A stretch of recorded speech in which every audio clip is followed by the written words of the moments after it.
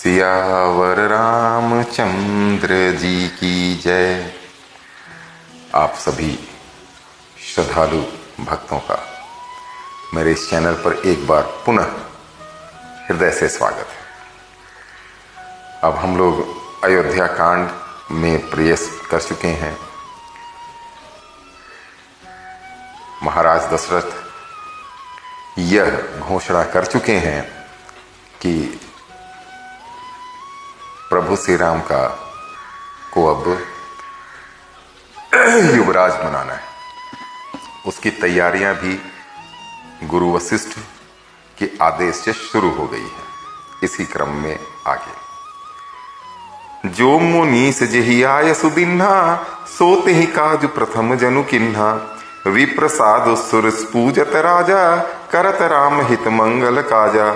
मुनीश्वर ने जिसको जिस काम के लिए आज्ञा दी उसने वह काम इतनी शीघ्रता से कर डाला कि मानो पहले से ही कर रखा था। राजा ब्राह्मण साधु और देवताओं को पूज रहे हैं और श्री रामचंद्र जी के लिए सब मंगल कार्य कर रहे हैं। सुनत राम अभिषेक सुहावा बाज गहा गह अवध बधावा राम सीय तन सगुन जनाए पर कहीं मंगल अंग सुहाए। श्री रामचंद्र जी के अभिषेक की राज्याभिषेक की सुहावनी खबर सुनते ही अवध भर में बड़ी धूम से बधावे बजने लगे। श्री रामचंद्र जी और सीता जी के शरीर में भी शुभ शकुन सूचित हुए। उनके सुंदर मंगल अंग फड़कने लगे। पुलकिस प्रेम परस्पर कहीं भरत आगमन सूचक आई भये बहुत दिन अति अवसेरी सगुन प्रतीति भेंट प्रिय केरी। पुलकित होकर वे दोनों प्रेम सहित एक दूसरे से कहते हैं कि ये सब शकुन भरत के आने की सूचना देने वाले हैं। उनको मामा के घर गए बहुत दिन हो गए, बहुत ही अवसर आ रहे हैं। बार बार उनसे मिलने की मन में आती है। शकुनों से प्रिय भरत के मिलने का विश्वास होता है। भरत सरिस प्रिय को जग माही यही सगुन फल दूसर नाही राम ही बंधु सोच दिन राती अंड निकमट हृदय जही भाती। और भरत के समान जगत में हमें कौन प्यारा है। शकुन का बस यही फल है, दूसरा नहीं। श्री रामचंद्र जी को अपने भाई भरत का दिन रात ऐसा सोच रहता है जैसे कछुए का हृदय अंडों में रहता है। यही अवसर मंगल परम सुनि रहसे रन निवास शोभत लखी विधु बढ़त जनु बारिधि बीच बिलास। इसी समय यह परम मंगल समाचार सुनकर सारा रनिवास हर्षित हो उठा, जैसे चंद्रमा को बढ़ते देखकर समुद्र में लहरों का विलास यानी आनंद सुशोभित होता है। प्रथम जाई जिन बचन सुनाए भूषण बसन भूरि तिन पाए प्रेम पुलकी तन मन अनुरागी मंगल कलश सजन सब लागी। सबसे पहले रनिवास में जाकर जिन्होंने ये वचन सुनाए, समाचार सुनाए, उन्होंने बहुत से आभूषण और वस्त्र पाए। रानियों का शरीर प्रेम से पुलकित हो उठा और मन प्रेम में मग्न हो गया। वे सब मंगल कलश सजाने लगी। चौके चारु सुमित्रा पूरी मन में विविध भांति अतिरूरी आनंद मगन राम महतारी दिए दान बहु विप्र हकारी। सुमित्रा जी ने मणियों रत्नों के बहुत प्रकार के अत्यंत सुंदर और मनोहर चौक पूरे। आनंद में मग्न हुई श्री रामचंद्र जी की माता कौशल्या जी ने ब्राह्मणों को बुलाकर बहुत दान दिए। पूजी ग्राम देवी सुर नागा कहु बहोरी देन बलि भागा जही विधि होई राम कल्याणु देहु दया करिसो बलिदानु बरदानु। उन्होंने ग्राम देवियों देवताओं और नागों की पूजा की और फिर बलि भेंट देने को कहा, अर्थात कार्य सिद्ध होने पर फिर पूजा करने की मनौती मानी और प्रार्थना की कि जिस प्रकार से श्री रामचंद्र जी का कल्याण हो दया करके वही वरदान दीजिए। अब देखिए यहाँ पर गोस्वामी तुलसीदास बलि देने की जो बात है उसको कितनी अच्छी तरह से उसकी व्याख्या कर रहे हैं। क्या एक बार पुनः पढ़ा जाए। कौशल्या माता ने ग्राम देवियों देवताओं और नागों की पूजा की और फिर बलि भेंट देने को कहा, अर्थात कार्य सिद्ध होने पर फिर पूजा करने की मनौती मानी। ये नहीं कि किसी जीव की निर्जीव और किसी जीव की बेचारे जीव की हत्या कर देना है। गावहि मंगल कोकिल बहनी विधु बदनी मृग सावक नयनी। कोयल किसी मीठी वाणी वाली चंद्रमा के समान मुख वाली और हिरण के बच्चे के समान नेत्र वाली स्त्रियां मंगल गान करने लगी। राम राज अभिषेक सुनिए यह हर्षे नर नारी, लगे सुमंगल सजन सब, विधि अनुकूल विचारी। श्री रामचंद्र जी का राज्याभिषेक सुनकर सभी स्त्री पुरुष हृदय में हर्षित हो उठे और विधाता को अपने अनुकूल समझकर सब सुंदर मंगल साज सजाने लगे। तब नर नाहु वशिष्ठ बुलाए, राम धाम सिख देन पठाए। गुरु आगमन सुनत रघुनाथा, द्वार आई पद नायऊ माथा। तब राजा ने वशिष्ठ जी को बुलाया और शिक्षा समायोचित उपदेश देने के लिए श्री रामचंद्र जी के महल में भेजा। गुरु का आगमन सुनते ही श्री रघुनाथ जी ने दरवाजे पर आकर उनके चरणों में मस्तक नवाया। सादर अर्घ देई घर आने, सोरह भांति पूजी सन माने। गहे चरण सिय सहित बहोरी, बोले राम कमल कर जोरी।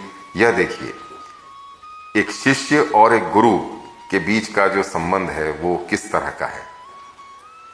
प्रभु श्री राम का चरित्र जब आप पढ़ेंगे तो यूं ही उनको मर्यादा पुरुषोत्तम राम नहीं कहा जाता है।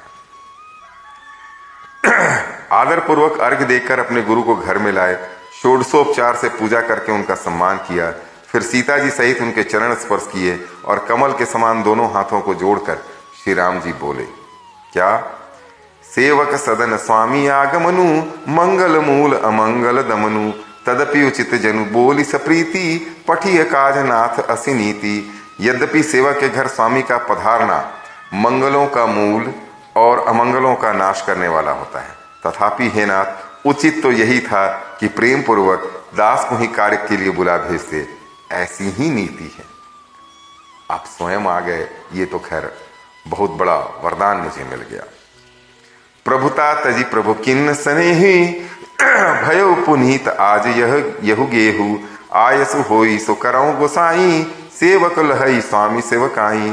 परंतु प्रभु यानी आपने, गुरुदेव ने प्रभुता छोड़कर स्वयं यहाँ पधार कर जो स्नेह किया, इससे आज यह घर पवित्र हो गया है। हे गोसाई, अब तो आज्ञा हो मैं वही करूं, स्वामी की सेवा में ही सेवक का लाभ है। सुनी स्नेह साने बचन, मुनि रघुबर ही प्रशंस। राम कस्न तुम कहूं वस, हंस बंस अवतंस।